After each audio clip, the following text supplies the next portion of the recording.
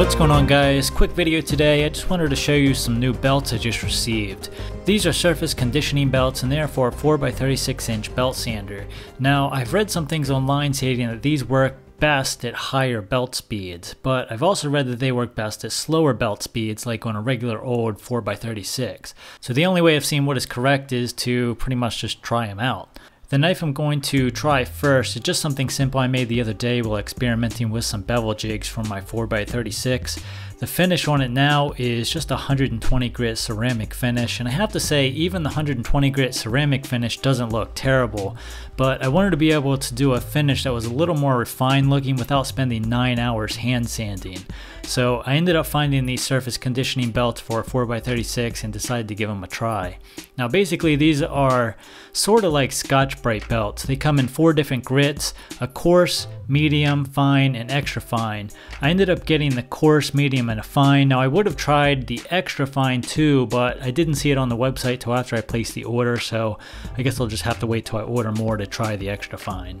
Now these feel a little bit different than pure Scotch Brite, if there is such a thing. They feel very coarse, almost like they have some sort of grit embedded right into them. Especially the coarse belt, I would say it feels almost like 60 grit sandpaper right off the bat. And even the fine blue belt feels fairly coarse, so it'll be interesting to see what kind of finish this leaves. Now I ended up getting a little handheld magnet from Home Depot the other day in order to hold my blades while surface grinding, and it works quite well, except it tends to scratch up the knife a little, so I just taped up the magnet side with some blue tape to help prevent that. So I'm just starting with the blue fine grit belt and kind of seeing what that'll do to the 120 grit ceramic finish. So here's the before and here's the after. Now I know it's kind of hard to tell on camera, but there is a significant difference in the finish between these two grits. I would say that the blue surface conditioning belt leaves about a 400 grit finish, sandpaper equivalent. So hopefully that gives you kind of an idea of what the finish looks and feels like. Now it would probably be better to go to a 220 grit ceramic belt before going to a surface conditioning belt, but I don't have a 220 grit ceramic, so I can't show you that. But more on that in a minute. Now the bevel on this is also a 120 grit ceramic belt finish, so let's try hitting the bevel with a surface conditioning belt and see what that looks like.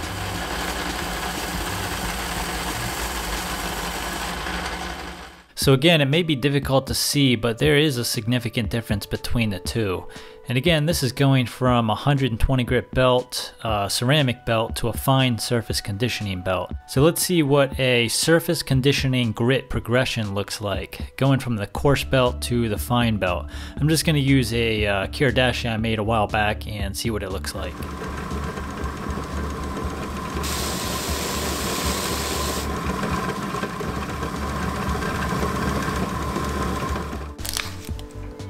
So that's after the super coarse belt.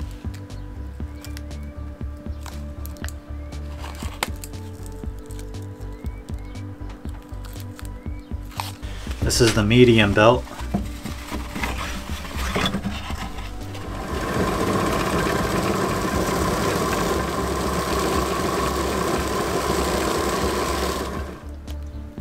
That's the medium belt finish.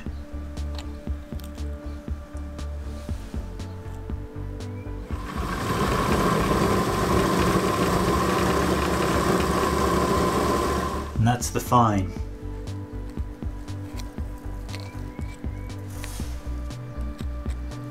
Hopefully you can see the difference here, but in real life there is a noticeable difference between the three.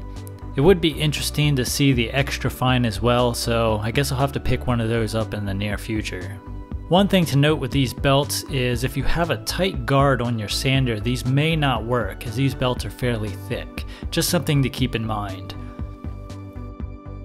So what are my final thoughts on these? Well, first off, they are expensive. These run around $20 per belt, so they're definitely not cheap.